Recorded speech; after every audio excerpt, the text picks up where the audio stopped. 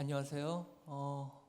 비가 그치고 굉장히 날이 추워졌네요. 이렇게 주말에 와주셔서 고맙고요.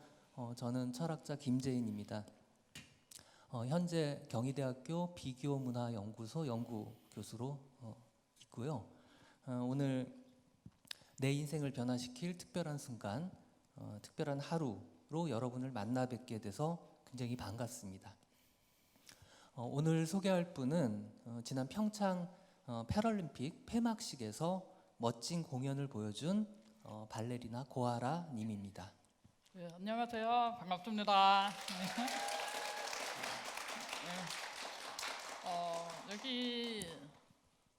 여기 명예교사라는 단어가 저한테 조금 부담스럽긴 한데 일단은 오늘은 제가 춤을 추는 사람이지만 이게 춤추는 고아라지만 춤추기 이전의 고아라 또는 그냥 고아라로서 이야기를 여러분께 공유를 하게 돼가지고요. 너무 감사드리고 또 어제 비가 왔잖아요. 비 오고 나서 되게 날씨가 특히 강원도라서 많이 추운데도 몸소 여기까지 와주셔갖고 너무 감사드려요. 즐거운 시간이 됐으면 좋겠습니다.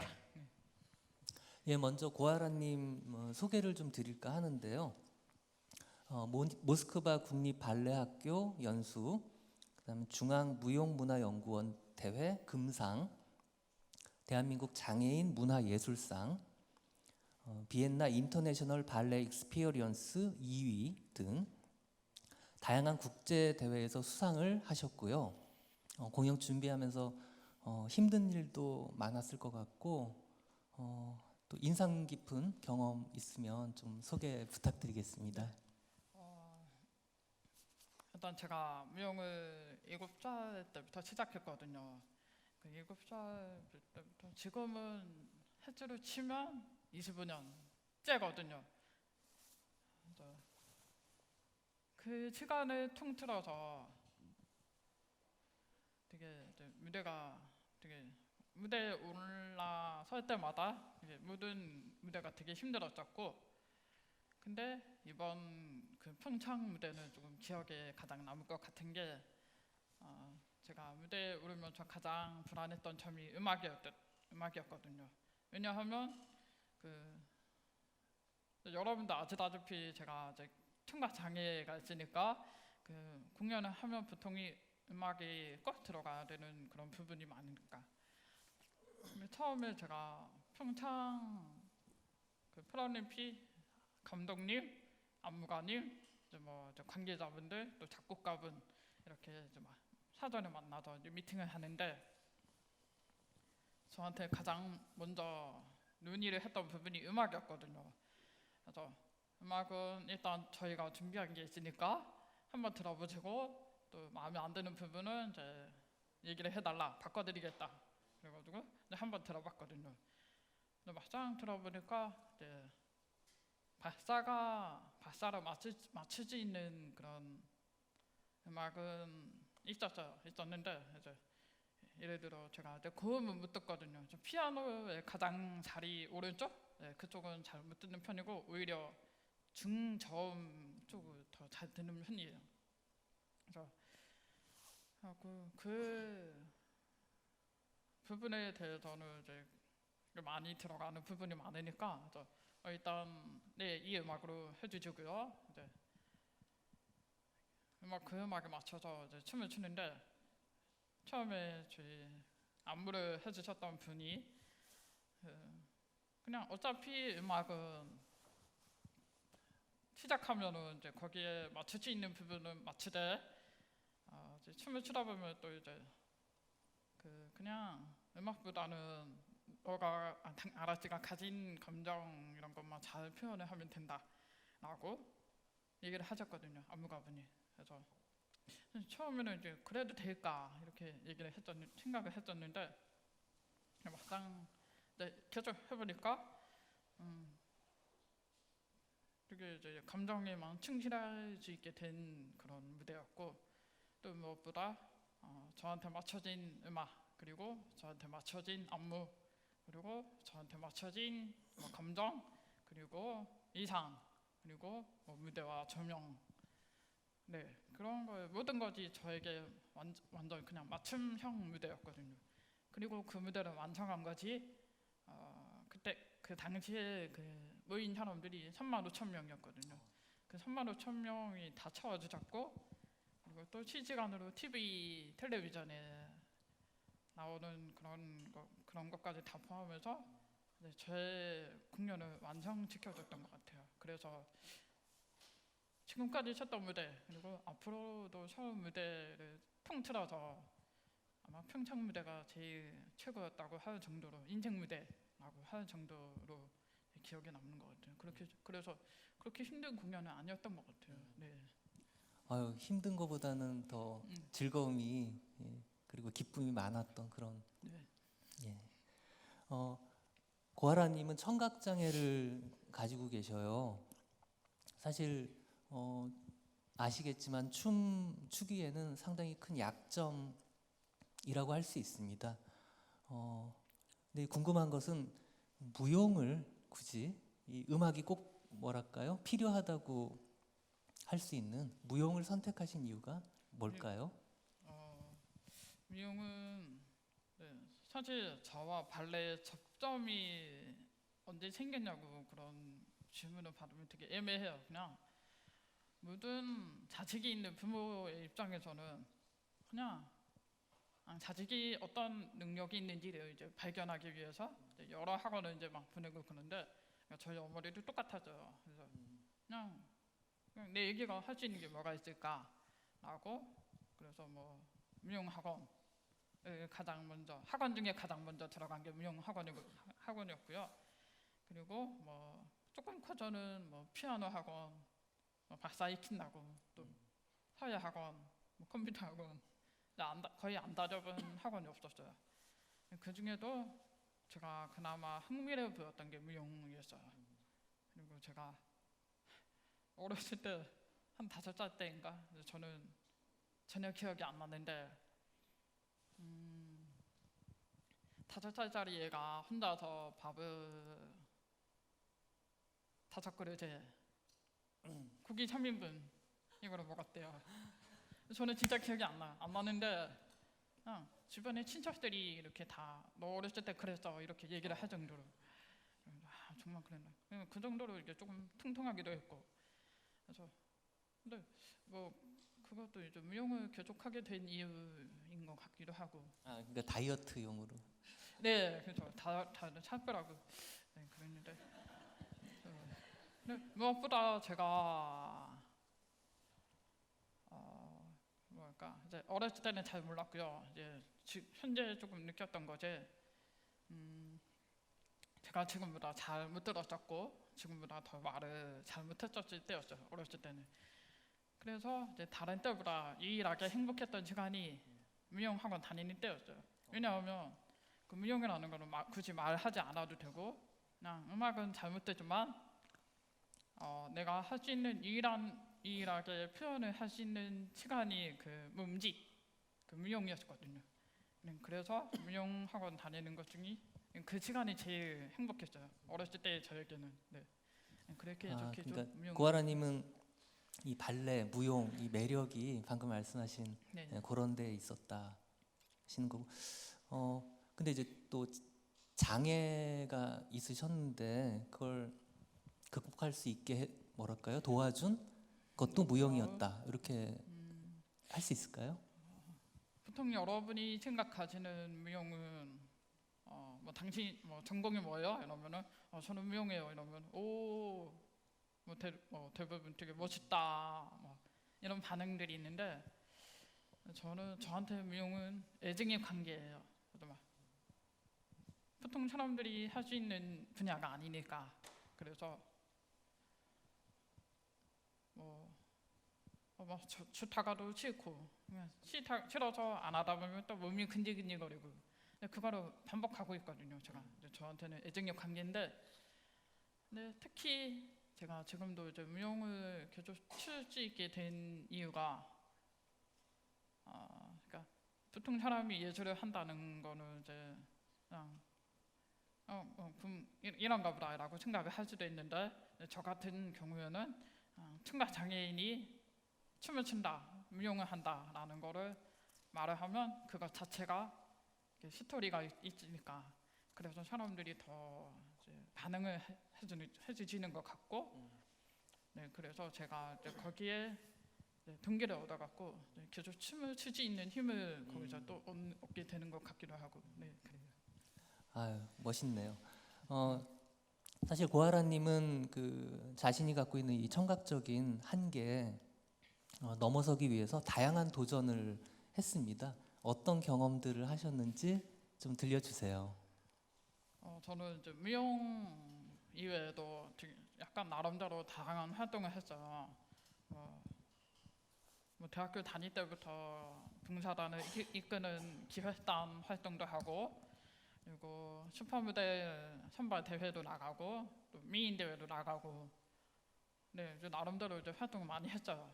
네 그렇게 하고 이제 지금은 또 뭐 멘토링 이런 것도 프리랜서로 멘토링도 하고 또 지금 KBS 라디오에서 그 청각 장애인에 관련된 주제로 이제 제가 리포터 이제 라디오 방송도 하기도 하고 네 그렇게 하고 있습니다. 사실 여기 와 계신 분들도 그렇고 저도 처음엔 굉장히 궁금했는데요. 사실 멀쩡하게 지금 듣고 계시잖아요. 어떻게 보면 이 청각의 그 장애 정도랄까요? 그걸 좀 같이 정도요? 어느 정도 지금 저는, 안 좋으신지. 일단 90데시벨이라고 하는데 좀 설명을 드리면은 보통 비장애인의 경우에는 20데시벨 정도거든요. 근데 저 같은 경우에는 그냥 메인 기로는 90데시벨에 가까워요.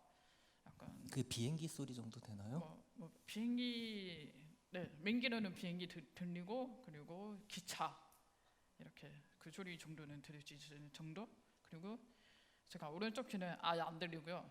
보청기를 껴도 안 들리는 거죠. 반대로 왼쪽에는 보청기를 끼고 한 40데시벨 정도 이게 나오거든요. 네, 그 정도.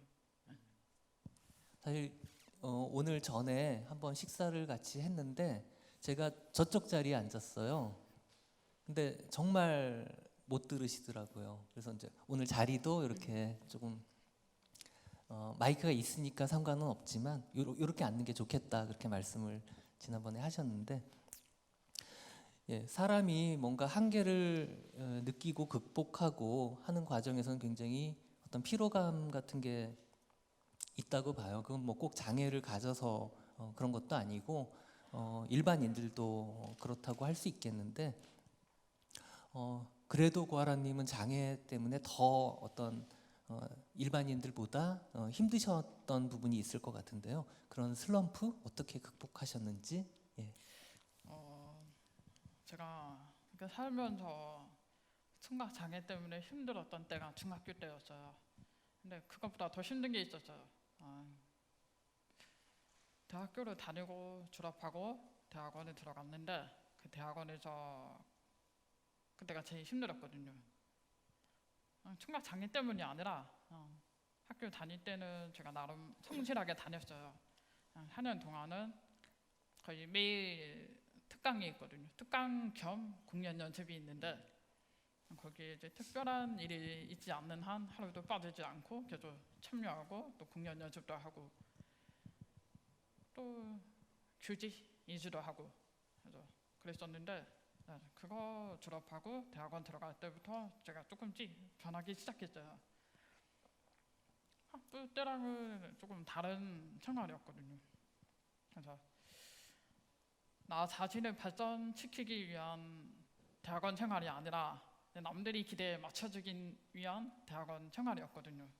그래서 그러다 보니까 그게 너무 반복되고 거기에서 지루했거든요. 거기에 막 실증이 나가지고 그때부터 스트레스 받고 또 따라서 슬럼프에 빠지고 그랬었는데 거기에서 이제 아까 얘기한 이제 나름대로 여러 대외 활동을 했잖아요. 또 뭐 미인 대회도 나가고 이제 그런 거 이제 나가면서 슬럼프에서 조금씩 이제 나오게 된 것 같아요. 대신에 미인 털이 박혔죠.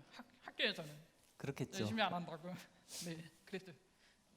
아, 참 미스 데프 코리아라는 게 있다고 하는데요. 그건 뭔가요? 제가 나갔던 대회 미인 대회 중에 하나가 미스 데프 코리아라는 대회가 있죠. 조금 낯설죠. 이제 데프라는 단어가 청각 장애 혹은 농인이라는 뜻인데 그 뭐 일반적인 미인 대회랑 똑같은데 그 조건이 청각 장애인만 참가할 수 있는 대회예요. 그래서 청각 장애인들이 많이 참가하고 그들 많이 가지고 있는 그 자금 문화 중에 하나예요. 그래서 제가 그 전에 월드 미스 유니버시티라는 미인 대회를 처음으로 나갔는데 막상 나가보니까 재밌는 거예요. 그래서 거기에서 이제 나오고 미스 데프 코리아를 한번 나가볼까? 해서 나갔죠. 거기서 1등을 하면 미스 데프 월드로 이제 국제 대회에 참가하게 되는데 이제 제가 거기를 참가했거든요.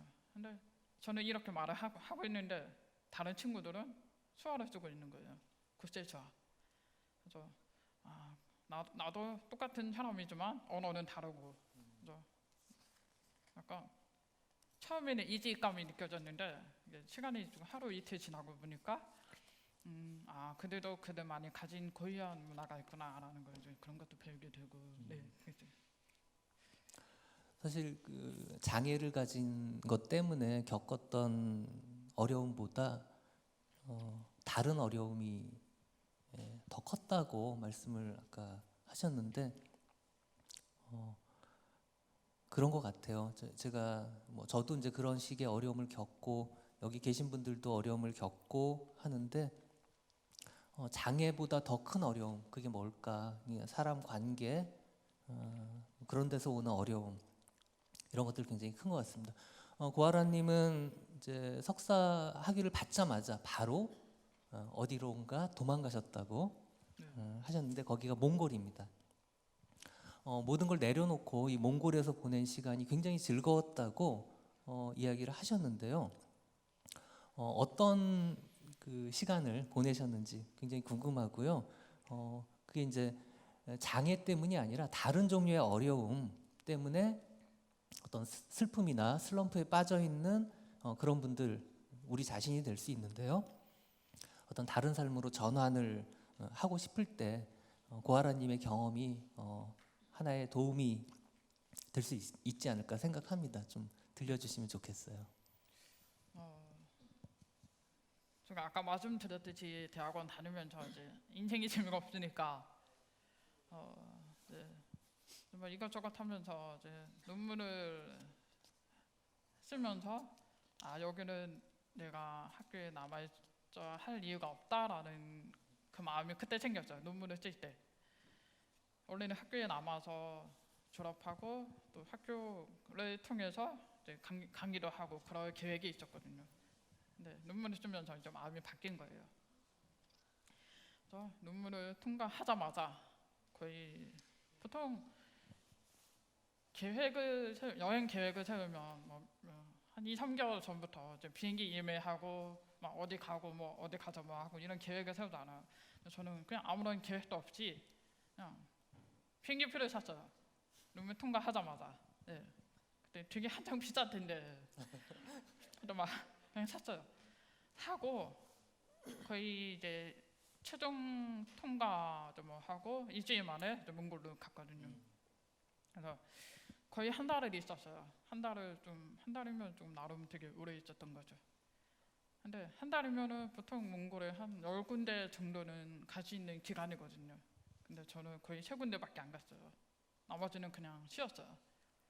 그 쉬는 시간 동안 이제 못 잤던 잠도 그냥 원 없이 자고 그리고 또 사람들이 하루 중에 가장 피로를 느끼는 시간이 오후 1시부터 3시래요. 그 시간 동안 또 낮잠도 자보고 그냥 뭐랄까 막 달리다가 그냥 가만히 앉아서 이제 멈춤이 미하 이런 것도 즐기고 근데 마음껏 즐겼죠. 마음껏 즐기고 이제 가만히 있다 보니까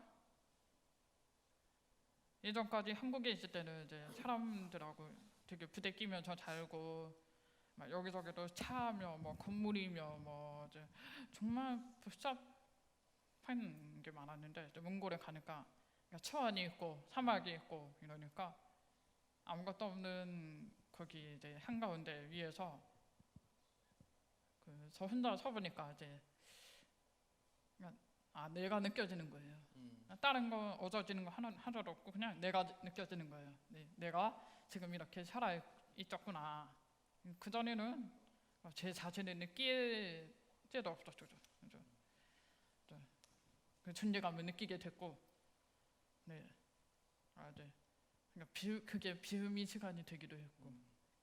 네. 근데 선생님 저기 뭐 비움의 시간 그랬는데 뭐 굉장히 많이 적으셨고 네. 또 사진도 찍으셨고 그건 뭔가요? 그럼? 제가 이제 뭐 취미로 이제 가끔 글을 쓰는데 그 글을 쓰다 보니까 이제 한국에 가지고 와 보니까 되게 글이 양이 되게 방대해진 거예요. 그래갖고 제가 이 책을 만들었어요. 이제 출판은 아닌데 그냥 소장용이에요. 소장용으로 거의 100페이지를 썼거든요. 그래가지고 이 책이 정말 저한테 되게 기억에 남는 책인데 이제 책 제목이 몽골이거든요. 제가 간 나라가 몽골인데 몽골이라는 뜻이 꿈을 한자로 몽이라고 하잖아요. 꼴은 뭐 흔히 말해서 너 그 꼴이 뭐냐 할 때 그 모습 모양 이런 거. 그래서 그 몽골을 이제 제가 조금 바꿔서 몽골 꿈이 모습. 왜냐하면 제가 대학원 다닐 때 너무 현실적인 거에 치여져 살다 보니까 몽골에서 보낸 시간은 꿈인 시간이었어요. 네, 그래서 뭐 초원이며 뭐 사막이며 모든 게 꿈이 모습이었고, 네, 그래서 저한테는 몽골은 몽골. 네, 그런 거. 멋있습니다. 네. 여기 와 계신 분들 그리고 그 라이브로 보고 계신 분들 일단 장소를 정하고요. 그다음 비행기표를 사세요. 그다음에 일주일 뒤에 떠나시면 됩니다. 그리고 한 달 뒤에 돌아오세요.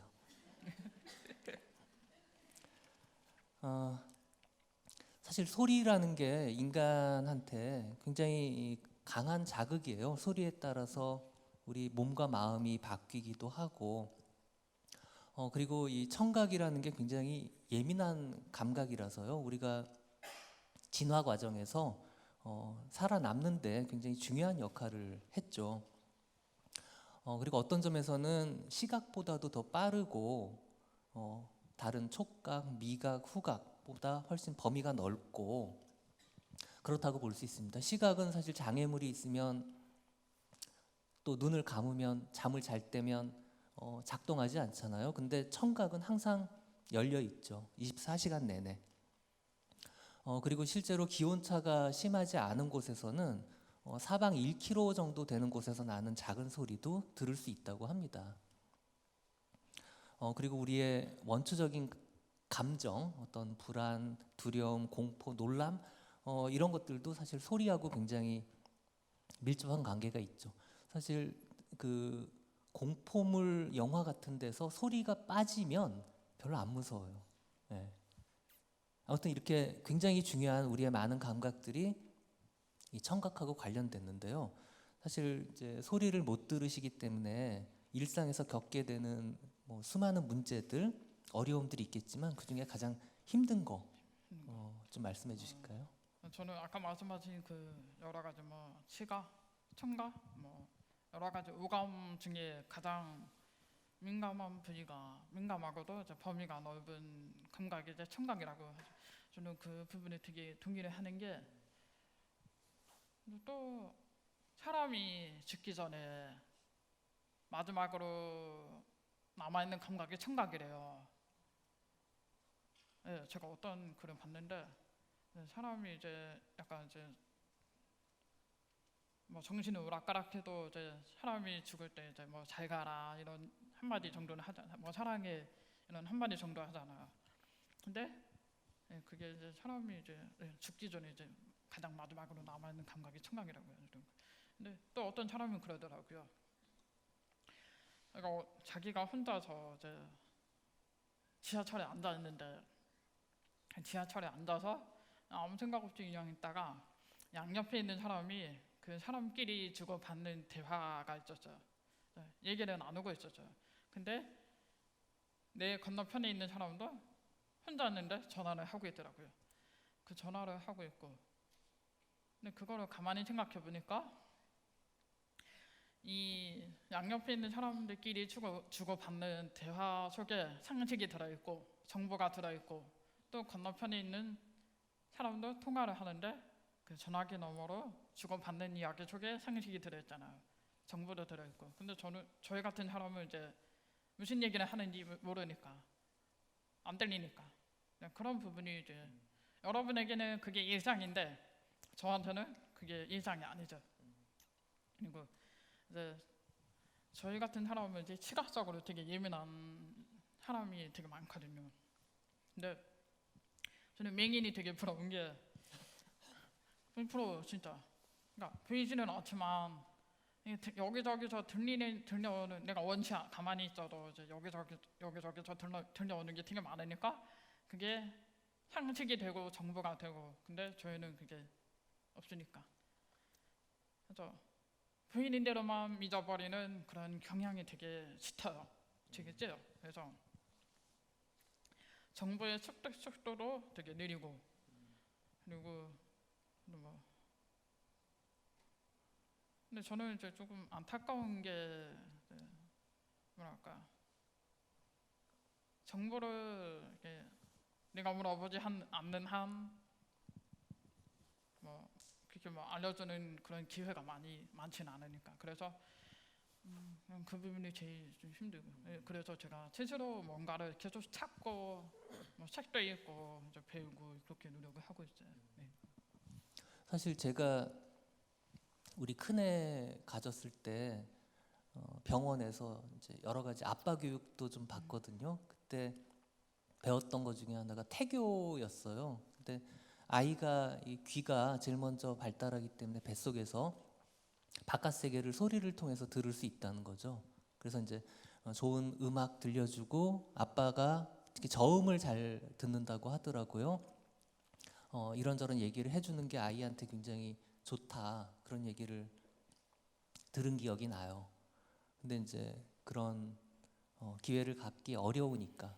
그리고 사실 여기 계신 보통 분들은, 저도 이제 운전하는 경우가 많은데 라디오를 계속 듣거든요. 그리고 뭐 이제 주변에 지하철이나 버스를 타고 다니면 계속 이어폰을 꽂고 뭔가를 들어요. 그게 팟캐스트가 됐건 음악이 됐건 그밖에 뭐가 됐건. 근데 사실 우리는 그것이 일상이기 때문에 그걸 통해서 얻게 되는 정보가 얼마나 많은지를 이렇게 자각하진 못하죠. 근데 선생님 만나서 그 얘기를 좀 이렇게 듣고 나니까 야, 우리가 갖고 있는 공짜로 누리는 것들이 굉장히 많구나, 그런 생각이 좀 들었습니다. 다른 얘기인데요. 우리 보통 그 성공한 사람들에 대해서 굉장히 그 열정에 탄복하곤 합니다. 특히 고아라님처럼 장애가 있는 분들이 그 장애를 극복하면서 뭔가를 이뤄낼 때 이제 더 경탄을 금치 못하는데요. 하지만 또 다른 한편으로는 장애를 갖고 일상을 살아가는 분들에 대해서는 별로 우리가 이해하려 하지도 않고 좀 껴주려고 하지도 않고 배려도 별로 없고 뭐 그런 편입니다. 특히 이제 고아라님은 뭐 이른바 성공한 장애인 이렇게 얘기할 수 있는데요. 그 부분에 대해서 어떤 불편한 시선 그런 거 느끼시지 않나요, 혹시? 저 같은 입장에서 되게 답답하죠. 답답하고, 뭐 특히 장애인에 대한 편견이 있는 사람 입장에서는 장애인 자체를 되게 능력이 없는 사람 또는 나약한 사람 이렇게 보거든요. 또는 그런 존재로 봐요. 근데 저 같은 경우에는 이렇게 예술을 하고 있잖아요. 뭐 예를 들어 수직어를 갖다 대자면 뭐 장애인임에도 불구하고 예술 활동을 하고 있다 이런 거를 하면 저는 약간 그 얘기가 조금 불편하게 느껴져요. 네. 예술이라는 게 장애와 비장애를 불문하고 뭔가 이제 사람들이 마음을 움직이게 할 수 있는 하나의 도구가 예술이라고 생각하거든요. 그래서 근데 저는 그거 예술을 떠나서 그냥 하는 것 자체도 능력이라고 생각해요. 뭐 예를 들어서 뭐 전신마비 같은 경우에는 뭐 몸은 움직이지 못하지만 숨을 쉬는 것도 능력이고 살기 위한 능력이고. 근데 뭐 어떤 사람은 쉬는 날에 이제 몸을 쉬고 있는데 너 뭐 하고 있냐 그러면은 나 이제 숨을 쉬고 있어. 이제 숨 쉬는 것도 일이지 이렇게 얘기하는 경우도 있잖아요. 이제 그런 것도 이제 생각해 보면은 이제 일이 또 다른 말로 이제 능력이라고 또 생각을 하는 거. 그런 사람들 보면 저도 이제 장애가 있지만 그냥 그런 사람들을 보면 되게 대단해요. 그래서 누워 있는 사람뿐만 아니라 지금 이렇게 앉아서 숨을 쉬는 것도 이제 대단하고, 네, 그렇게 생각해요. 네. 답답하지만 그래도 우리 같은 사람이 이제 할 수 있는 거를 이제 가능한지 보여주면은 이제 그런 노력이 필요하지 않을까. 답답하면서도 현실적인 노력이 필요하겠다 이렇게 저는 생각해요. 네. 예, 살아가는 거 하나하나가 자기 삶을 만들어가는 예술 활동인 것 같습니다. 저는 개인적으로 장애, 우 뭐 이런 표현을 싫어하는데요. 그 우라는 게 이제 친구, 벗이라는 말이잖아요. 근데 과연 그 친구가 될 마음가짐을 갖고 있는가, 그리고 어떤 현실적인 노력을 하고 있는가, 그리고 제도적으로 장애인들이 함께 살아갈 수 있는 공간을 우리가 건설하려고 노력하는가, 이런 것들을 묻다 보면 친구라는 말을 쓰지 못할 것 같아요. 저는 그냥 장애인 정도 그냥 중립적인 말로 쓰곤 하는데, 특히 우리가 청각장애인 같은 경우에는 예전에 우리 옛사람들은 농인이라고 불렀습니다. 좀 전에 농인이라는 표현을 몇 번 이렇게 하셨는데요. 우리가 그러니까 비청각 장애인이 농인 그러면 굉장히 상대방을 좀 얕보거나 아니면 부정적으로 보거나 하는 용어처럼 여겨지는데, 그 농인의 어원 말뜻, 원래 말뜻 혹시 아시는지 모르겠어요. 저도 우연히 알게 됐는데요. 그 농자가 용자 있죠, 용. 네. 그 밑에 귀 이자가 있는 말이에요. 농자를 한번 검색해 보시면 용하고 귀가 합쳐져 있습니다. 그러니까 용이 듣는 소리를 듣는다라는 뜻으로 옛사람들은 본 겁니다. 소리를 못 듣는 게 아니라 용의 소리를 듣는 거예요.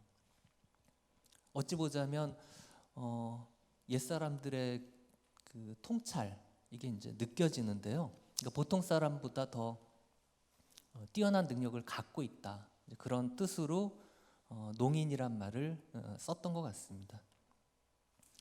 사실 농인들의 세계에서는 수화가 필수적이죠. 여기 옆에서 지금 수화로 통역을 하고 계시는데요. 근데 희한하게도, 특이하게도 고아라님은 수화보다는 구화, 즉 상대방이 말하는 거를 입모양을 보고 그리고 또 귀로 듣고 하는 이런 걸 먼저 배우셨다고 들었고요. 그리고 이 장애인들이 다니는 학교가 아닌 일반 학교, 요즘이야 이제 함께 교육하는 게 많이 보편화돼 있지만 예전에는 완전히 분리했었죠. 근데 일반 학교를 다니고 뭐 그런 과정에서, 그러니까 즉 농인으로서 일반인들과 함께 자라는 과정에서 힘든 점은 없으셨는지 그거 좀 궁금하고요. 아까 잠깐 미스 데프 코리아 이야기하시면서 이제 수화를 그때부터 배우셨다고 했는데 왜 그 전까지는 안 배우려고 하셨는지 그것도 같이 좀. 예. 혹시 늑대 소년이라는 얘기를 아시나요? 늑대 소년이라는 얘기가 있는데 모르시는 분들도 있을 것 같아서 설명을 드릴게요. 어떤 버려진 아이가 늑대 소굴에서 무리들하고 같이 지내요. 그러면 늑대들과 함께 생고기를 먹고 또 네 발로 걷고 또 조금 자라서도 똑같이 늑대들하고 똑같이 생고기 먹고 네 발로 걷고. 근데 저도 그런 경우랑 비슷하다고 보시면 돼요. 그래서 네, 아까 늑대 투년이 나중에 그 소시제, 그러니까 어떤 사람으로부터 이제 발견이 됐는데, 근데 그 세상으로 나가서도 똑같이 여전히 생고기를 먹고 네 발로 이제 걸으려고 하는 그런 게 있었거든요. 저도 마찬가지로 저는 태어나서 태어난 지 4개월 만에 청각 장애 난청 판정을 받았는데, 근데 그럼에도 불구하고 저희 어머니께서, 근데 그때는 그 당시에는 그 수화라는 개념이 굉장히 많이 통용됐던 때였거든요. 그래서 오히려 구화라는 개념이 많이 알려지지 않은 때였고, 그래서 근데도 저희 엄마는 이제 워낙 열정이 강하시니까 저를 이제 강원도가 이제 취진인데 서울까지 막 데리고 가서 이제 구화 교육을 이제 막 시키고 그랬거든요. 그러니까 저는 이제 비장애인과 똑같이 이렇게 말을 하고 있지만, 이렇게 비장애인 사회에서 이렇게 자라왔고, 언어라는 게 제가 지금 쓰고 있는 언어는 음성 언어잖아. 소리가 있는 언어는 음성 언어를 쓰고 있지만, 또 음성 언어가 저한테는 무국어예요. 무국어인데 나중에 한 3년 4년 전에 제가 그 청각장애인 농인들 무리를 이제 만났었거든요. 그게 미시트프 코리아였거든요. 네, 거기에서 이제 그 사람들 만나니까 약간 처음에는 조금 거부감이 들었어요. 좀 부끄러운 얘기인데, 분명히 똑같은 사람인데 나는 이 사람들이 무슨 얘기를 하는지도 모르겠고, 무슨 언어를 그러니까 수화인데 무슨 내용인지도 모르고. 그래서 근데 저는 처음에 이제 음성 언어라는 게 이제 입으로만 움직이고 있잖아요. 그래서 움직이고 있는데 수화 자체라는 거는 손으로만 움직이는 게 아니라 뭐 표정이며 뭐 몸이며 발짓, 손짓 발짓 다 해가는 그런, 머리부터 발끝까지 움직이는 것 자체가 그냥 수화잖아요. 근데 저는 그 수화를 보고 이거는 동물들이나 나누는 대화라고 생각했거든요. 동물적인 언어, 또 야만적이라고 생각했거든요. 좀 부끄럽지만. 근데 제가 이제 한국 수화도 안 배우려고 했는데 미스터프 월드 국제 대회에 나가고 이제 국제 수화를 배우다 보니까 너무 재밌더라고요. 재밌으니까 한국에 돌아와서 이제 한국 수화도 한번 배워볼까 해서 이제 배우게 됐는데, 지금은 어느 정도 약간 회화, 뭐 일상적인 대화 정도는 가능한 수준이에요. 거기서 느낀 게 이제는 저한테 그 수화라는 게 다른 말로 무성 언어 또는 시각적인 언어거든요. 근데 그게 저한테는 필요한 언어가 됐죠. 내가 아무리 이렇게 말을 잘한다고 한데 듣는 데에는 100%다 듣지를 못하니까. 그래서 이렇게 제가 뭐 가끔 말하는 사람이 듣다가 농치는 부분이 있으면 재빨리 수화 통역사를 봐요. 그러면은 이런 얘기를 했구나, 이렇게 얘기를 하거든요.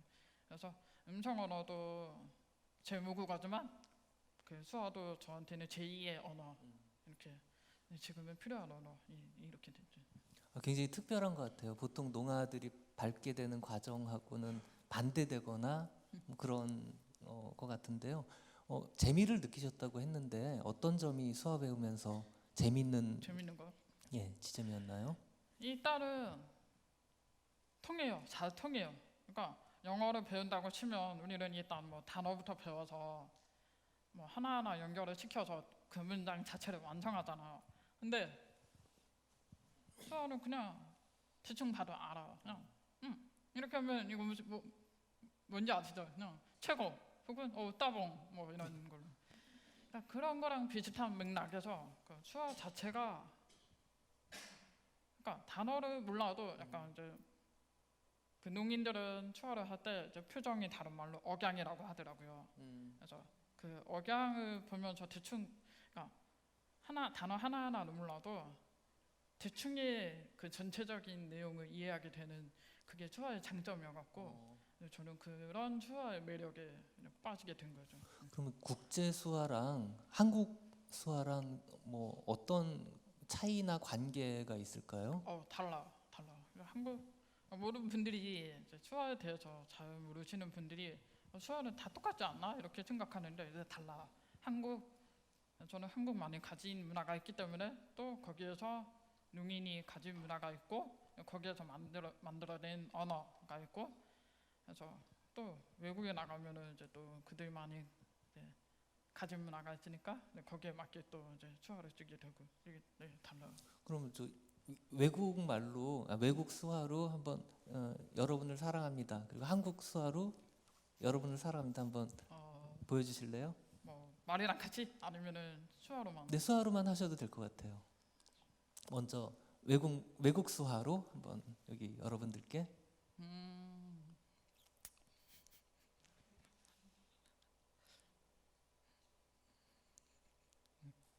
이거는 안녕하세요. 저는 지금 춤을 추고 있는 사람입니다. 이게 국제 수화거든요. 같은 내용을 네. 우리말로 하면 어떻게? 우리말로 하면은 한국 우리 수화로. 한국 수화로요? 네네. 안녕하세요. 저는 지금 무용을 하는 사람입니다. 네. 표현 방식이 좀 다르네요. 다르죠. 그러면 국제 수화도 뭐 나라마다 좀씩 다른가요? 그렇죠. 다르죠. 방금 하신 건 영어 쪽 영어권. 영어권 국제 수화가 제가 알기로는 국제 수화가 미국 수화랑 한 20% 똑같다고 들었거든요. 그래서 거의 미국 수화에 가까운 반 이상이 미국 수화에 가까운. 근데 한국 수화도 한국에서 만들어진 게 아니라 일본에서 만들어졌다고 하더라고요. 이제 옛날에 일제 강점기 시대에 일본이 한국과 그리고 대만 이거를 이제 또 대만 사람들 만나면 수화가 통하더라고요. 그래서 이제 일본 이제 그 잔재가 남아 있구나 이렇게. 한편으로는 일제의 잔재지만 또 글로벌한 언어 구사를 하는 그런 상황인 것 같습니다. 저는 그런 것도 굉장히 흥미로운데 수화 요즘은 많이 TV에서 같이 수화로 통역하는 상황들이 있잖아요. 그럼 보면 이게 이제 무용하고 많이 닮았다 뭐 그런 느낌을 받을 때도 있었습니다. 그 고아라님은 혹시 뭐 이 수화로 옆에 통역하는 것과 이제 자막으로 보여주는 거 동시 통역 뭐 이거 어느 게 더 편하세요? 그리고 또 일반적으로 농아들이 편하게 생각하는 게 어느 건가요? 저는 아직까지는 자막이 편하죠.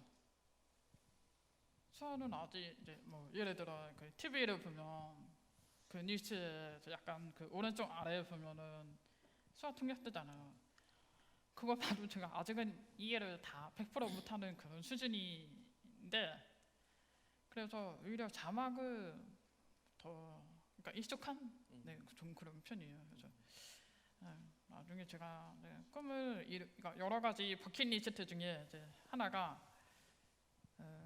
언젠가 이제 자막에 이전하지 않고 그 수화로만 이제 이해를 할 수 있게 되는 그런 날이 오지 있기를 그렇게 생각합니다.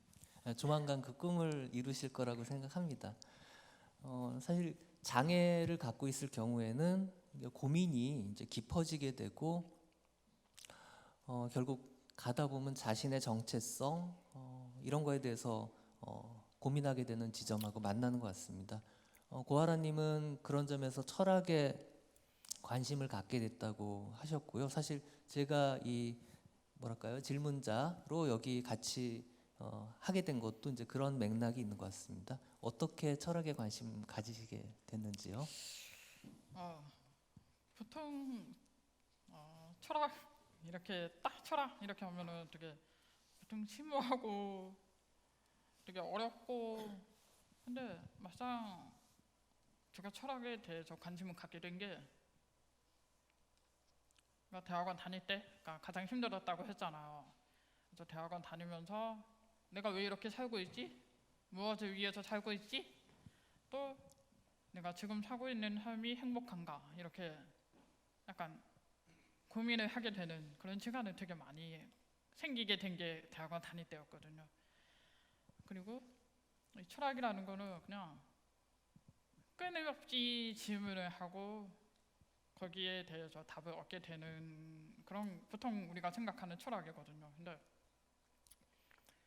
예를 들어서 저는 이제 뭐 사람과 사람 관계에 있어서도 그러니까 막 마주 보면서 막 하하 막 웃다가 이 집에 돌아오면은 가만히 생각해 보면은 아 이게 웃긴 일이 아닌데 그래서 또 기분 나쁜 일인데 이렇게 생각을 하게 되니까 제가 특히 생각이 많은 편이에요. 그래서 왜 그랬을까?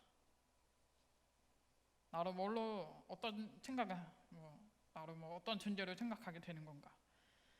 그래서 보통 문장마다 이제 운점이 찍어져야 돼. 그 운점이라는 게 마침표잖아. 근데 저는 그 마침표가 아니라 물음표였어요. 항상 문장마다 물음표. 뭐 했을까? 왜 그랬을까? 이런 항상 물음표를 달게 되니까 거기서부터 자연스럽게 철학에 대해서 관심을 갖게 됐죠. 그래서 그뭐 고민 끝에 깨닫게 되는 부분도 있고 또 어떤 사람은 깨닫지 못한 채 계속 질질 끌면서 고민하게 되는 그런 사람도 있죠. 저도 그래요. 고민이 해결된 부분도 있지만 고민을 아직까지도 몇 년째 뭐 진행되고 있는 고민도 있고 사람들은 다 그렇게 사는 것 같아요. 그리고 대신에 철학의 장점이 생각이 많지만 그거를 다른 말로 표현을 하면 그 사유라고 하잖아. 사색을 하게 되고 그 사유를 하는 시간에 따라서 그러니까 많아짐에 따라서 저는 원래 이제 감정적인 막 욱하고 이제 막 기분파처럼 막 무르락내리락하고 그랬던 감정이 아주 조금씩은 제 자신으로도 느낄 정도로 약간 어느 부분에서는 이성적인 생각을 하게 되고 그게 더 나아가서 조금 더 나은 삶을 만들어주는 게 철학인 것 같아요. 막 감정을 진짜 생각 없이 막 하는 거잖아. 근데 그냥 사이 시간을 가지면 생각하게 되고 이제 고민하게 되고 또 거기에서 이제 그 답을 조금이나마 얻게 되면은 다음부터는 그러지 말아야지 이렇게 하게 되면 내 삶이 조금은 나아지는 것 같고 그래서 제가 철학에 관심이 많은 편이에요. 잘 알지는 못하지만 그냥 관심이 많은 편이에요. 이 생각을 하게 된 계기가 어쨌건 계속 묻게 되고 질문을 하게 되고 그거를 고아라님 같은 경우에 특히 좀 집요한 것 같아요. 다른 활동에서도 그랬지만 놓지 않고 계속 파고드는 거. 사실 우리가 뭐 철학이라는 그 분과도 있고 대학의 철학과도 있고 그렇지만 중요한 철학자들 대부분은 철학을 전공하지 않았어요. 아실지 몰라도 대학의 철학과라는 게 생긴 게 서양에서도 뭐 기껏 길게 잡아도 한 200년밖에 안 됩니다. 그 전까지 우리가 알고 있는 굉장히 많은 유명한 철학자들, 뭐 데카르트, 휴움, 스피노자, 로크, 뭐 플라톤 등등 이 사람들 다 철학과 나온 사람들이 아니에요. 단지 문제를 집요하게 파고들고 깊게까지 최대한 갔기 때문에 그리고 이제 거기에 대해서 나름 자신의 사색의 결과를 이제 기록했던 거죠. 그런 점에서 철학과라는 것과 이제 무관하게 철학 본연의 활동을 고아라님도 계속 하고 계시지 않나 그런 생각이 듭니다. 이제 무용 얘기 조금 더 하고 싶은데요. 이 예술 그 무용이란 예술에서 음악이 빠질 수 없는 요소라고 보통 하잖아요. 그랬을 때 고아라님이 가지고 계신 청각장애가 큰 어떤 결핍감을 느끼게 했을 것 같은데요. 어떤 지점이 힘들었는지 조금만 더 이야기해 주실까요? 저는 이제 일단 공연을 하다 보면은 아무래도 이제 내가 추고 있는 몸과 음악이 나란히 움직여야 되는 거. 근데 저는 그거를 어려워하죠. 어렸을 때부터도 어려워했고 지금도 여전히 어려운 부분이 그 부분이거든요. 예를 들어서 음악은 그냥 하려고 했는데 제가 음악을 따라가면 안 되고 또 음악보다 제가 먼저 움직여서도 안 되고 그냥 나란히 움직여야 되는데 저는 그냥 단번에 안 되는 때가 많거든요. 근데 또 비장애인 같은 경우에는 음악을 이제 몇 번 틀어주면은 이제 금방 박자를 이제 맞추게 되는데 저 같은 경우에는 뭐 예를 들어서 음악마다 또 박자가 확실한 음악도 있고 확실하지 않은 음악도 있고 근데 확실하면 제가 정말 고마운 음악이거든요. 박자 맞추기 쉬우니까. 근데 박자가 애매하거나 이제 불확실한 음악 같은 경우에는 그냥 되게 많은 시간이 필요해요. 그래서 한마디로 박자의 컨디션에 따라서 제가 아주 맞출 수 있고 맞출 수 없는 부분도 있기도 하고 그래서 생각해보니까 지금까지 첫 무대 중에 음악과 나를 완전히 맞추지 못한 그 미완성인 상태로 무대에 선 적이 되게 많은 것 같아요. 네, 그래요. 뭐 보통은 뭐 맞춰서 이제 다 준비를 해놓고 딱 그거를 내놓는데 저는 음악과 몸이 따로따로 움직일 때도 있고 그런 데가 되게 많았던 것 같아요. 네. 그러니까 한편으로는 음악이 이렇게 결핍감을 주기도 하지만 또 굉장히 속박하는 그런 것이기도 하네요. 네. 제가 이제 그 선생님 말씀 들으면서 과연 무용에서 춤에서 음악이 꼭 필요한 걸까 그런 생각이 좀 들었어요. 왜냐하면 사실 무용은 몸을 통해서 표현하는 건데 음악은 뭐 지금 방해가 되는 그런 측면도 있다고 하셨는데 제가 볼 때 음악이 필요한 건 혹시 관객들 때문이 아닐까? 관객들은 몸을 읽는데 굉장히 어려워하거든요.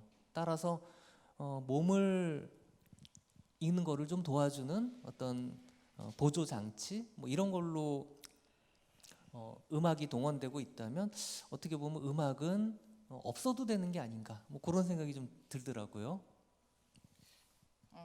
제 주변에 춤을 추는 사람은 어떤 분은 이렇게 얘기해요. 나는 춤을 추는 사람이지만 나는 춤보다 음악이 더 중요하다 이렇게 얘기하는 분도 있어요.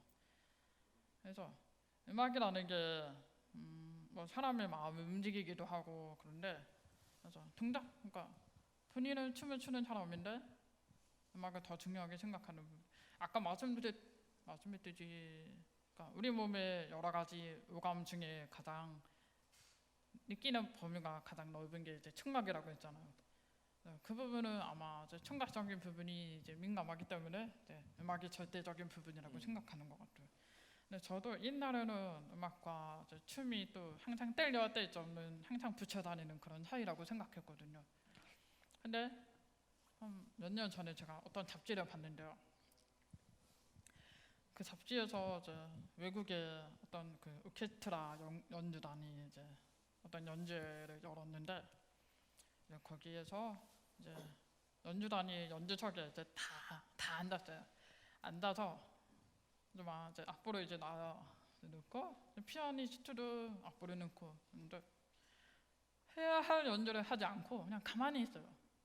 한 7분인가 8분 정확히 기억은 안 나는데 7분 그 시간 동안 연주란 연주는 하나도 안 하고 그냥 가만히 있는 거예요. 그게 나중에 알고 보니까 그 악보에는 무음 악보였고 아무것도 없는 그런 악보였고 또 그냥 그 자체가 음악이었던 거예요. 예를 들어서 이제 관객끼리 앉아주면은 옆에서 숨을 쉬는 소리, 또 기침하는 소리, 이제 그러니까 한마디로 즉흥적인 그 소리들이 이제 있는 거잖아요. 그게 연주였던 거예요. 그래서 제가 글을 보고 꼭 공연의 음악이 필수적인 요소는 아니구나라고 생각을 하게 된 때가 그 글을 읽을 때였거든요. 네. 사실 그 지금 말씀하신 게 존 케이지의 4분 33초라는 그 전위 음악이죠. 네. 그런 또 그 경험을 제공하는 음악이었네요. 무용이라는 예술에서 이제 음악이 어떤 존재일지 함께 느껴보는 시간을 좀 가져보고 싶었습니다. 그래서 음악이 없으면 과연 발레가 무의미할까? 아니면 좀 다르게 느낄 수 있지 않을까? 그런 걸 한번 직접 우리 고아라님이 몸으로 보여드리도록 하겠습니다.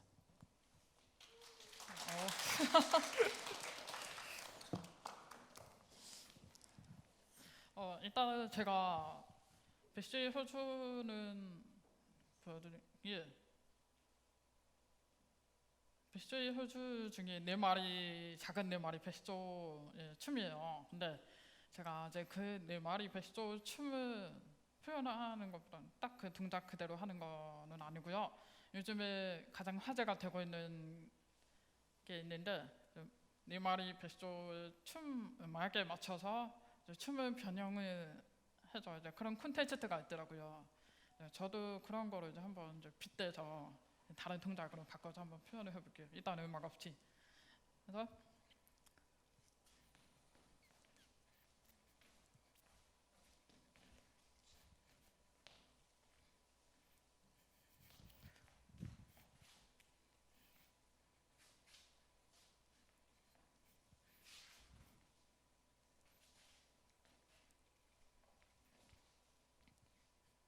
일단 여기까지요. 네.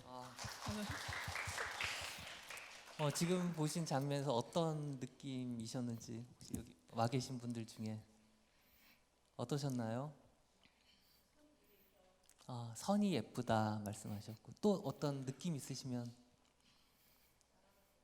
날아갈 것 같다. 와, 멋집니다. 많은 걸 느끼셨네요. 또 혹시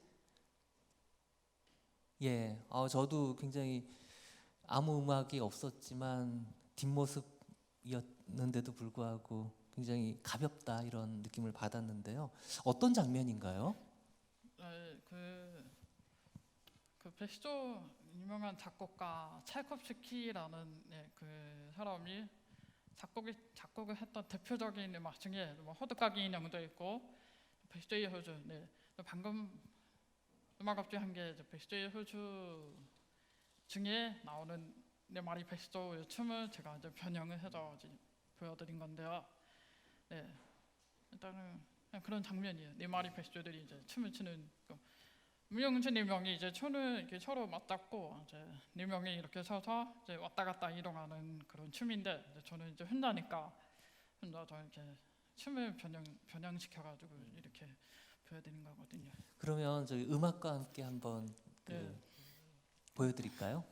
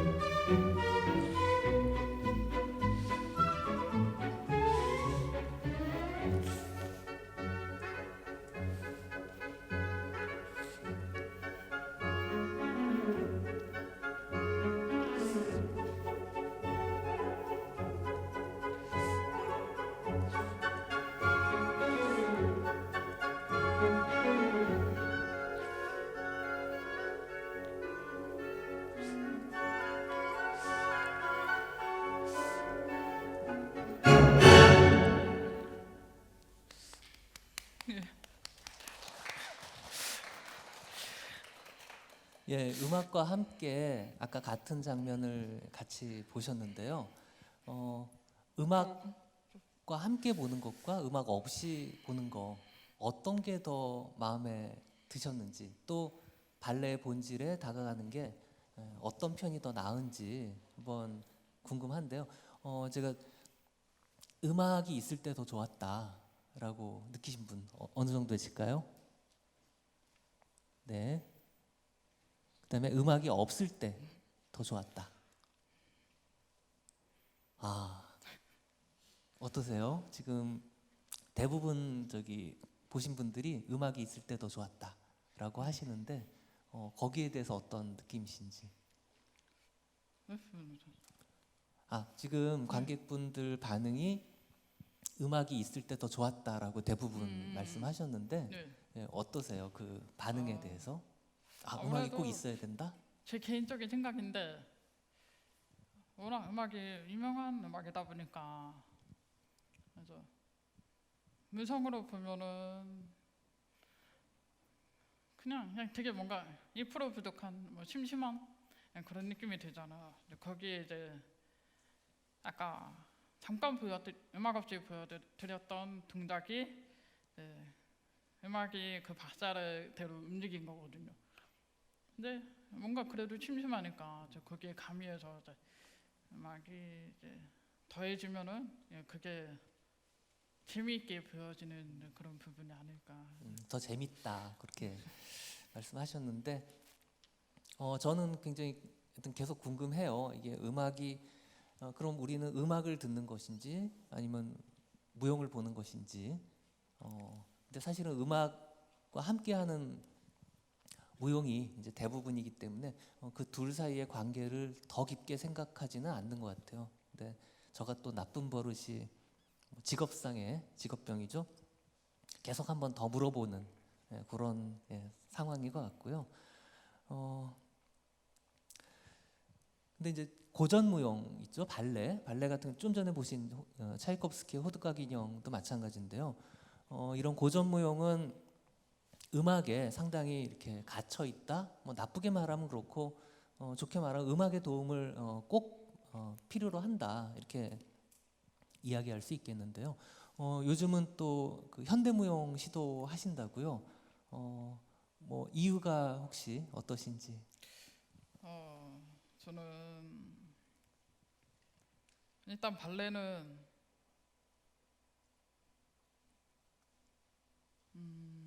보통 사람들이 어려워하는 분야이고 또 발레를 보면 이제 발끝으로 차잖아요. 그 발끝으로 찬다는 것 자체가 중력을 부정하는 거거든요. 네, 중력을 계속 이제 끌어당기는 그런 힘이 있는데 그런 힘을 부정하고 계속 위로 움직이려고만 하는 그런 운동이고 네, 거기에 반대해서 현대무용 같은 경우에는 바닥이랑 친해요. 자연 친화적이고 또 그냥 뭐든 다 수용을 할 수 있는 나도 뭐든 괜찮아. 이 주제면 이 주제, 저 주제면 저 주제 이렇게 모든 것을 이제 포용하는 게 현대무용의 장점이거든요. 제가 이제 현대무용 같은 경우에는 그 짜여진 동작이 있고 짜여진 음악이 있고 스토리가 있고 이제 거기에 맞춰서 춤을 춰야 되잖아요. 근데 현대무용 같은 경우에는 내가 생각하고 있는 주제를 정해가지고 그 주제에 맞게 이제 몸으로 표현할 수 있는 게 그게 장점이거든요.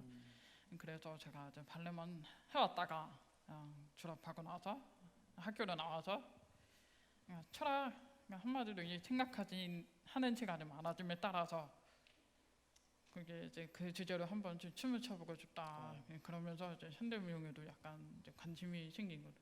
지금도 약간 이제 뭐 발레와 현대무용을 적절히 섞어서 이제 공연을 하기도 하고 그러고 있거든요. 그래서 근데 대신에 제가 바닥이랑 안 친해요. 막 그러는 거 싫어하고요. 뭐 막 여럿이 춤을 출 때 작업할 때 이제 뭐 구르자고 하면은 죄송해요. 저는 바닥을 못 구르겠어요. 바닥이랑 별로 안 친해갖고 대신에 그리고 제가 무릎이 좀 안 좋아요. 이게 꼭 그래서 어제도 비가 왔는데 그 전날에는 이제 그 전날이 되면은 또 뭐 허리인지 골반도 되게 치큰거리고 그래서 근데 저만 그런 게 아니고 운동을 하는 사람들이 대부분이 다 그래요. 그냥 되게 그러니까 적정 범위 이상의 운동을 하다 보니까 저도 이제 발레 자체가 아주 워낙 사람의 몸을 이제 또 인위적으로 막 뼈나 근육을 이제 돌려가면서 맞추는 게 이제 발레니까 그러다 보니까 이제 뭐 무릎이 좀 안 좋고 그래서 바닥에 무릎 꿇고 뭔가 하는 것도 별로 안 좋아하고 근데 네 근데 가끔 현대무용 작업을 하다 보면은 조심스럽게 뭐 어디가 안 좋다 이렇게 말씀을 드리거든요. 그래도 이제 현대무용의 장점이 제가 생각하고 있는 그런 거를 마음껏 표현할 수 있으니까 그런 부분은 좋더라고요. 그러면 구하라님이 하고 계신 현대무용 한번 보여주세요.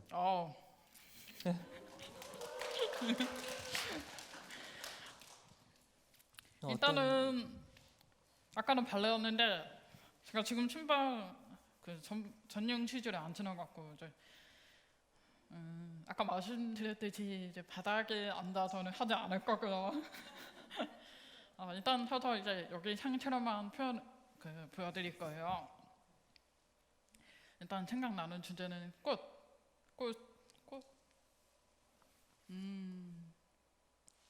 아까 그 평창 동영상 보시면은 그 주제가 제가 했던 역할이 꽃이었거든요. 그래서 그 꽃을 조금 더 표현을 해볼게요. 그 전에 설명을 드리고 싶은데 저는 저고 여러분은 여러분이고 또 여러분이 가짜로 그 씨앗으로 태어나서 줄기로 자라고 가짜의 잎이 펴지고 그 잎에서 가짜의 꽃이 펴지고 그 꽃에서 가짜의 향기 그리고 색감 모양도 이제 멀리서 보면은 다르지만 가까이서 보면은 이제 또 정말 세밀하게 다 다르고 근데 저는 이제 그 저로서의 꽃 이런 거를 이제 한번 보여드릴게요.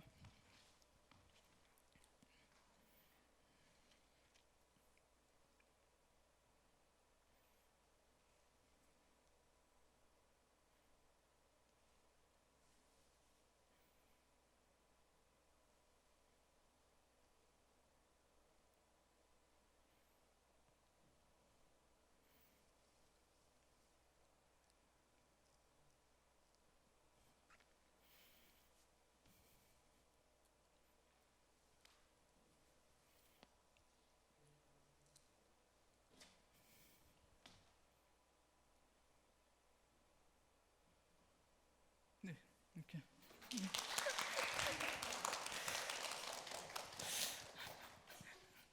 향기도 나네요.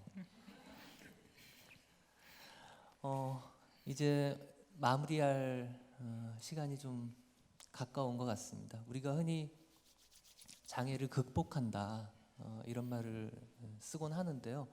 고아라님을 보니까 그게 과연 장애라는 게 극복해야 하는 건지 그게 궁금해지더라고요. 오히려 고아라님은 장애를 계기로 뭔가 더 큰 일을 보통 사람들도 비장애인들도 하지 못하는 일을 이루어내신 거 아닌가 그런 생각이 듭니다. 제가 아주 어렸을 때 굉장히 여러 번 읽고 맨날 울던 동화가 있었는데요. 지금도 제목이 기억이 납니다. 진주족의 이야기라는 동화인데요. 혹시 알고 계신 분 계세요? 거기서 어떤 진주조개가 자기도 진주를 낳고 싶다고 이야기를 하는데 가장 오래된 할머니 조개가 웬만하면 하지 마라 이렇게 조언을 해요.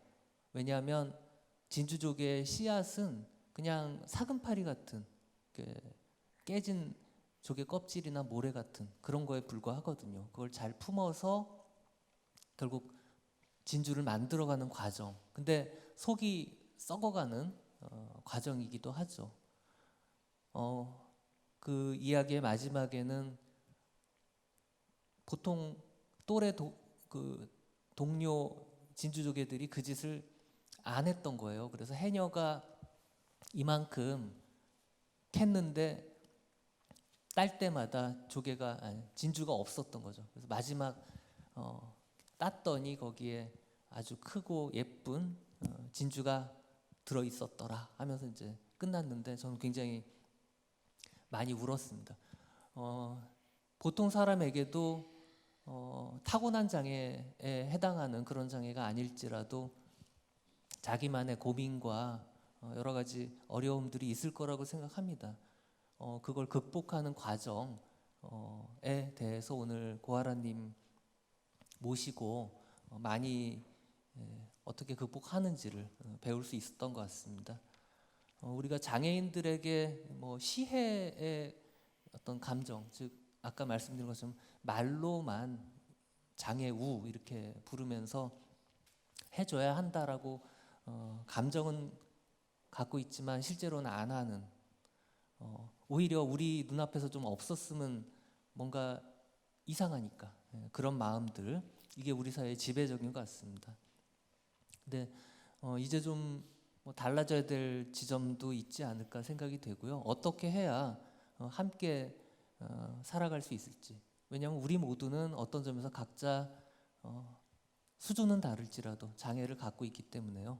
저도 나이 들면서 점점 눈도 안 좋아지고 이도 안 좋아지고 목도 안 좋아지고, 뭐 정상인이 아닙니다. 그런 것들을 생각해보는 기회를 우리 고아라님이 제공해 주신 것 같습니다. 마지막으로 앞으로 어떤 그 주제를 가지고 춤을 추고 싶으신지 이야기를 듣고 싶어요. 일단은 아까 예술이라는 게 장애와 비장애를 불문하고 이제 모든 사람이 마음을 움직일 수 있는 하나의 도구라고 얘기를 했잖아요.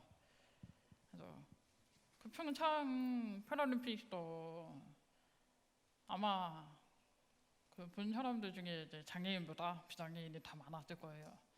그런 사람들의 마음을 움직일 수 있던 것처럼 약간 그 경계에 제가 지금 이제 비장애와 장애 경계에 저는 마음대로 드나들 수 있는 그런 입장인데, 그냥 다른 말로 저는 용인을 만나면 수화를 하고 또 비장애인을 만나면 음성 언어를 쓰고 이런 식으로 좀 넘나드는 게 중간의 입장에서 예술을 허물지 장애의 벽, 장애와 비장애의 그 벽을 허물 수 있는 그런 작품을 한번 만들어보고 싶고요. 또 난 가제가 있는데 완전히 정한 주제는 아니지만 최초의 언어, 최후의 언어, 이게 무슨 말이냐면 그 어떤 무용 이론 책을 보면요, 인간이 이 지구상에 생겨난 이래 최초의 언어가 몸짓이었대요. 이 음성 언어가 아니라. 그래서 뭐 손짓 바지 다 해가면서 이제 의사소통을 했다고 하더라고요. 그게 무용 이론 책에 그렇게 써져 있는데, 또 우리 같은 사람은 마음에서 우러나오는 거를 이제 또 말이라고 하잖아.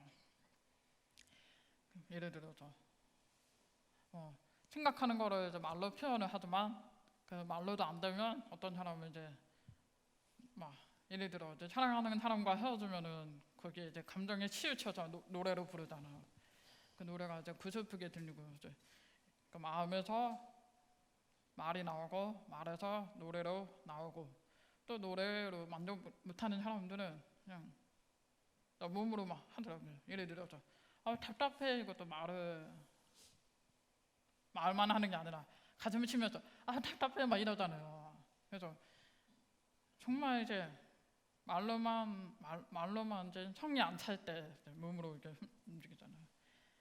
거기 그런 맥락에서 그게 이제 말에서 시작해서 이제 말로 끝나지 않는 단어가 표현 방식이 몸짓, 아까 이렇게 막 한 것처럼 그게 최후의 수단, 그게 또 최후의 언어가 될 수도 있고, 그런 최초이자 최후의 언어인 그 몸짓 이런 거에 대해서 작품을 한번 만들어보고 싶기도 하고. 굉장히 기대되네요. 최초의 언어와 최후의 언어인 몸짓. 예. 아까도 잠깐 이야기 드린 것처럼 각자 장애가 있고 각자 나름 수준의 어려움들을 겪고 살아가는데요. 고아라님이 그런 걸 겪고 있는 분들에게 뭐랄까요? 오늘 명예교사로 오셨으니까 네. 조언 한마디 해주시죠.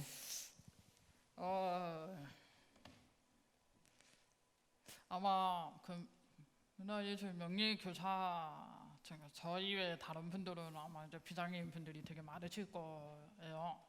그래서 저 같은 사람이 여러분을 이제 이렇게 만나갖고 이제 딱히 원래 살아가는데 답은 없잖아요. 이제 내가 사는 게 사는 그게 이제 뭐 남한테 피해를 주지 않고 내가 가고 싶은 길을 가고 이제 또 그게 맞다면 그게 내 인생이고. 근데 그 중에 이제 장애라는 거에 대해서 이게 착각하고 있는 사람들이 되게 많더라고요. 아니 뭐 장애를 다른 말로 이제 그 사전에 보면은 사전적인 의미로는 뭐 내가 하고자 하는 거를 수행하는 데 있어서 걸리적거리는 거 그거를 장애라고 하는데, 근데 장애는 다른 말로 이제 불편함 네, 이런 거를 이제 뜻할 수도 있을 것 같아요. 그렇죠. 뭐 이렇게 신체적인 결함은 뭐 특히 이제 뭐 어디 장애 앞에 붙여갖고 뭐 어디 청각 장애, 시각 장애 이렇게 붙이지만 뭐 어떤 일로부터 이제 안 좋은 일을 겪었을 때 마음이 불편함을 느끼잖아요. 그것도 장애라고 생각하거든요. 근데 그걸 그렇게 따가지고 표현을 하면 내가 어떤 안 좋은 일이 있었는데 그 마음의 장애가 생겼다. 또 그게 다른 말로는 상처를 받았다고 하잖아요. 근데 사람들은 이게 살면서 상처를 다 안고 있어요. 네, 아까 극복이라는 단어가 나왔는데 저는 뭐를 극복한다 라는 단어는 별로 안 좋아하는 편이거든요. 왜냐하면 사람은 누구나 극복을 못한다고 생각해요. 그냥 견디는 거예요. 안고 살아가는 거. 그래서 사람은 누구나 상처가 있고 그 상처의 크기가 이제 사람마다 또 다르겠지만 그거를 티를 내지 않을 뿐이에요. 내가 가지고 있는 상처는 이만하지만 그거를 정말 믿는 사람이 있고 이제 또 기대지 있는 사람이 있지 않으면 또 이제 그거를 마음대로 말할 수도 없고, 그래서 그냥 내 안에 그냥 안고 살아가는 것뿐이지. 또 예를 들어서 이제 그 흙탕물 같은 게 있으면은 그 가만히 두면은 되게 윗물이 되게 맑잖아요. 근데 또 그거를 이제 건드리면 더러워지잖아요. 근데 그게 상처를 건드리는 거죠. 또는 뭐 건드리지 않으면 좋은 굵은 상처를 이제 건드리면 또 이제 그게 이제 흉터가 남고 계속 만지면, 근데 그거를 뭐 그냥 그거랑 똑같이 그냥 누구나 상처를 가지고 있고 그 상처는 아예 없어지는 게 아니라 그냥 감추고 다닐 뿐이에요. 그냥 감춘다기보다는 그냥 안고 있을 뿐이에요. 그냥 티를 안 낼 뿐이지. 네, 저는 이제 저도 제가 받은 상처가 있지만 저만의 방법이 이래요. 괜찮아. 처음에는 막 되게 당황하죠. 당황하다가 또 시간이 지나면은 괜찮아. 나는 내가 받은 상처보다 나는 더 크다. 이렇게 생각해요. 네, 그렇게 그냥 기다려요. 그냥 기다리다 보면은 모든 게 다 지나가게 돼 있고, 네, 삶이라는 게 언제나 불확실하니까, 그래서 자기 위안을 하면서 이제 또 내가 이거를 견디다 보면은 또 나중에는 한층 더 커져 있겠지 이런 생각으로 살아요. 그래서 여러분들도 뭐 각자의 상처가 있겠지만 또 뭐 마음이 불편함, 장애 이런 거를 다 안고 있지만 그래도 이제 그냥 기다리다 보면은 이게 또 가라앉지 않을까. 또 그거를 이제 안고 견딜 수 있는 그런 힘이 그만큼 더 커지지 않을까. 이렇게 저는 그렇게 말씀을 드리고 싶어요. 네. 제가 좋아하는 철학자 니체가 있습니다. 니체 책 중에 바다 이야기하는 구절이 되게 제가 좋아하는 구절인데요. 그 모든 더러운 강물들을 다 받아들이면서도 그 자체로 순수한 바다, 그 영어로 표현하면 퓨어라는 형용사를 쓰는데요. 그만큼 커지고 이렇게 성장하면 고아라님 말씀하신 것처럼 굳이 그거를 뭐 극복한다 이런 말을 쓰지 않더라도 그냥 간직할 수 있을 것 같아요. 아까 흙탕물 말씀하셨는데 바다 밑바닥에 가라앉아 있는 것들이 바닷물을 흐릴 정도로 이렇게 올라오는 일은 별로 없잖아요.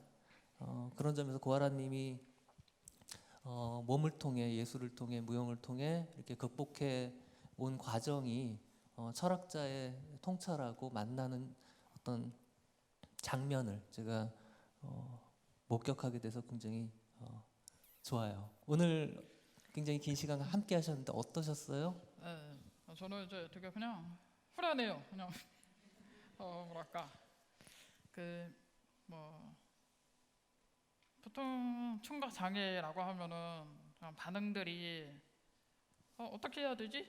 이런 반응이 있는가 하면 또 무시하는 사람이 있는가 하면 또 어떻게든 뭐 지필이든 이런 거 이제 모든 수단을 뭐 제스처든 이렇게 모든 수단을 동원을 해서 이렇게 소통을 하려고 하는 사람 이렇게 세 가지로 반응으로 나뉘어요. 그래서 여러분은 어떤 반응을 붙였을지 모르겠지만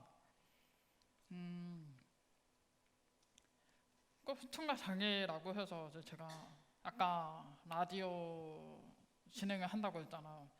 그런 거로 하는데 그 방송 일을 굉장히 오래 했던 그 라디오 PD님도 저를 보면 되게 놀라시더라고요.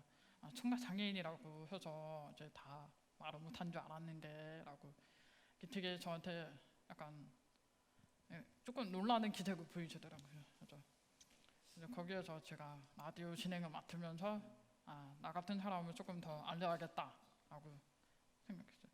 그래서 뭐 희망을 준다기보다는 제 자신의 증명을 하다 보면은 또 이제 저를 본 다른 장애인들도 어느 정도의 자극을 받아서 조금 더 이제 노력하는 삶을 살 수 있지 않을까 이렇게 생각을 하게 되고 그리고 또 뭐 미처 몰랐던 부분 이런 거를 이제 공유하게 되고 또 그러면서 저도 지금까지 혼자서 강연을 몇 번 해봤거든요. 근데 이렇게 대담을 하면서 또 철학이라는 주제와 관련을 해서 이야기를 하게 된 것도 저에게는 특별한 하루인 것 같아요. 네. 여러분에게는 어떤 하루가 되셨는지 모르겠지만 지금 느끼고 있는 감정이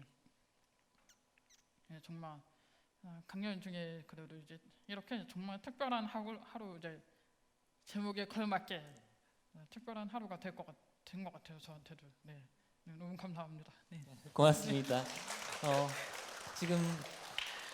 지금까지는 저희 둘이 이야기를 주고받는 형식이었는데요. 오늘 여기 오신 관객분들 중에 궁금한 내용이나 함께 나누고 싶은 이야기 있으면 좀 들어보고 함께 이야기를 뭐 그렇게 길지 않겠지만 나누면 어떨까 합니다. 자, 어느 분이 좀 이야기를 질문 뭐 하실 분 있으시면 예, 여기. 네, 반갑습니다. 네. 네, 재밌었고요. 우리가 이렇게 우리로 살아가는 것도 있고 또 나로 살아가는 것도 있고 그렇지 않습니까, 김기현 선생님?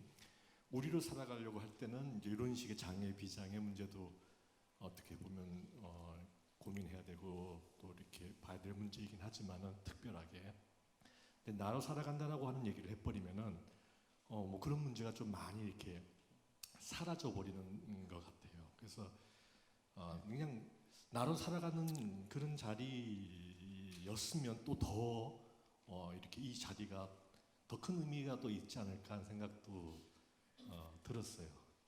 그리고 또 하나는 이 여백을 좀 많이 남겨줬으면 좋겠다는 생각도 사실 좀 들었거든요. 대화라고 하는 것도 되게 좋은 형식이긴 하지만은 한편으로는 우리 이 김지현 선생님께서 이렇게 주시는 철학적인 어떤 말씀 이 춤으로 표현을 받아서 표현을 춤으로 표현한다면은 또 어떻게 이렇게 양쪽이 이렇게 될까 하는 게 되게 궁금한 거인 것을 남겨놓은 자리라는 생각이 좀 들거든요. 그래서 그 여백을 이 관중들이 좀 제 스스로가 이렇게 거기를 좀 메꿔 가면서 볼 수 있는 그런 자리도 언제 한번 기획해 주셔서 해주셨으면 참 좋겠다는 생각도 좀 들었습니다. 저도 의미 있는 하루가 된 것 같습니다. 고맙습니다. 네, 고맙습니다. 감사합니다. 꼭 만들어야겠네요. 그 사전 신청 그 하실 때 질문들을 이게 남기신 분들이 많이 계시더라고요. 근데 그 얘기를 여기 직접 이 자리에서 하시기가 좀 쑥스러우신지 이야기를 안 하시는데요. 고아라님은 여기 받은 사전 질문 중에서 어떤 질문이 좀 마음에 들고 또 한번 이야기하시고 싶은지 한 개만 골라보세요.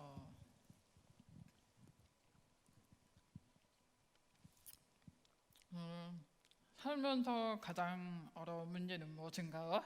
인간 관계와 같은 일상생활에서 겪은 어려움이 궁금합니다. 네, 이런 질문들. 사랑이요. 사랑. 맞아. 그 철학자 플라톤이라는 철학자도 가장 어려워했던 문제가 사랑이라고 하더라고요. 아시는 분은 아직은 모르겠는데 한 몇 년 전에 굉장히 유행했던 글이거든요. 그래서 철학자, 저도 이분을 만났을 때도 철학자라고 다 이게 막 삶에 대해서 좀 해탈하고 막 이런 건 아니겠구나. 예, 저도 이렇게 대화를 하면서 조금 느낀 거예요. 또 철학자라고 다 이제 깨달은 건 아니구나 이렇게 생각을. 예. 그래서 아무리 철학자여도 이제 고민이 있는 부분이 있고 또 힘든 부분이 있고. 그래서 아까 여기 대기실에 있을 때도 이제 얘기를 이제 살짝 나눴거든요. 그래서 저도 이제 철학자에 대한 편견이 조금 있었거든요. 어쨌든 그 아까 뭐 플라톤이라는 철학자도 되게 그 철학자들 사이에서 되게 유명한데 그 사람도 어려워했던 문제가 이제 사랑이라고 하더라고요. 또 그 사랑이 정말 사랑을 하면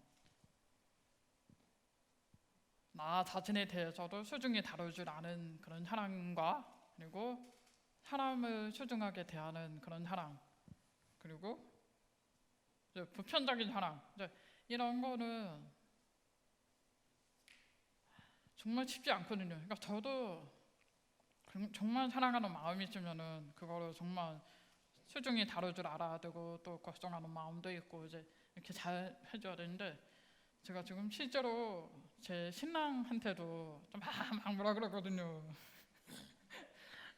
근데 간혹 가다가도 이제 내가 정말 사랑하는 사람인데 이렇게 행동을 하면 안 되는 거잖아. 사랑하면은 이거는 이렇게 해주면 안 될까라는 이렇게 말투를 이렇게 같은 내용이어도 같은 말이라도 이제 말투를 바꾼다든지 이렇게 해야 되는데 저조차도 어려운 문제가 그 사랑인 것 같아요. 그래서 뭐 청각 장애고 이제 그거는 이제 제가 중학교 때 사춘기 네 그게 겹쳐갖고 청각 장애 그 부분에 대해서는 좀 힘들었었는데 이제 크고 나니까 청각 장애는 이미 제 삶과 인생과 함께 해왔기 때문에 거의 잘 무의식적이에요. 청각 장애에 대해서는. 근데 대신에 대인 관계나 그러니까 살아가는 거에 대해서 좀 고민이 많은데 그래서 다 무엇보다 그냥 제일 어려운 게 사랑인 것 같아요. 사랑하면 뭐든 다 받아들일 수 있고 안 되면 안 되는 그런 뭐 체념하고 그럴 수 있는 수준에 이르는 게 정말 대단한 사람인데 그런 사람 찾기도 되게 힘들고 진짜 사랑이 어려운 것 같아요. 말이 사랑이지 그거를 파헤쳐보면은 어려운 것 같아요. 네. 나중에 사랑을 주제로 한 현대무용 한 편 부탁드리겠습니다. 저도 이 질문 보니까 제가 대답할 수 있는 내용도 있는 것 같아서요. 내면의 힘을 어떻게 키울 수 있을까요? 이런 질문을 하신 분이 계셔요. 아마 많은 분들이 궁금해하실 것 같긴 한데요. 제일 좋은 실천적인 방법은 글을 쓰는 것 같아요. 이제 근데 글을 쓸 때 아무 글이나 쓴다기보다는 자기가 고민하는 지점, 아까 계속 나왔던 이야기죠. 그거를 끝까지 계속 파고드는 좋은 방식이 글 쓰기인 것 같습니다. 고아라님이 한 달 동안 이 100페이지가 넘는 분량의 글을 쓰신 거거든요. 몽골을 쓰셨죠. 그러니까 단지 지리적으로 대한민국에서 몽골로 갔다 이게 아니라 거기서 생각을 하고 그 생각하는 과정들을 글로 남기고 또 더 파고들고 그랬다고 생각이 됩니다. 그리고 그런 과정에서 오늘 들으신 많은 좋은 말씀 이런 것들이 커왔다 이렇게 생각이 되고요. 그래서 다른 방법보다 글 쓰는 거를 열심히 해보자라고 저는 말씀드려보고 싶습니다. 오늘 비 그친 후에 이제 겨울이 막 찾아오는 느낌. 근데 아직 가을이 많이 남았죠. 우리 앞으로도 이 문화예술 명예교사 사업 특별한 하루는 다양한 명예교사들을 모시고 또 다양한 이야기를 나눌 예정입니다. 우리 홈페이지 그리고 페이스북 페이지 이런 것들을 참고하시면 되고요. 긴 시간 이렇게 조금 쌀쌀한데요. 여기 함께하신 여러분께도 감사 말씀드리고 싶습니다. 그리고 끝나면 아까 사전 준비하면서 저희가 서명한 게 좀 있죠? 선물이 있습니다. 그래서 선물 꼭 챙겨가시기 바랍니다. 고맙습니다. 감사합니다.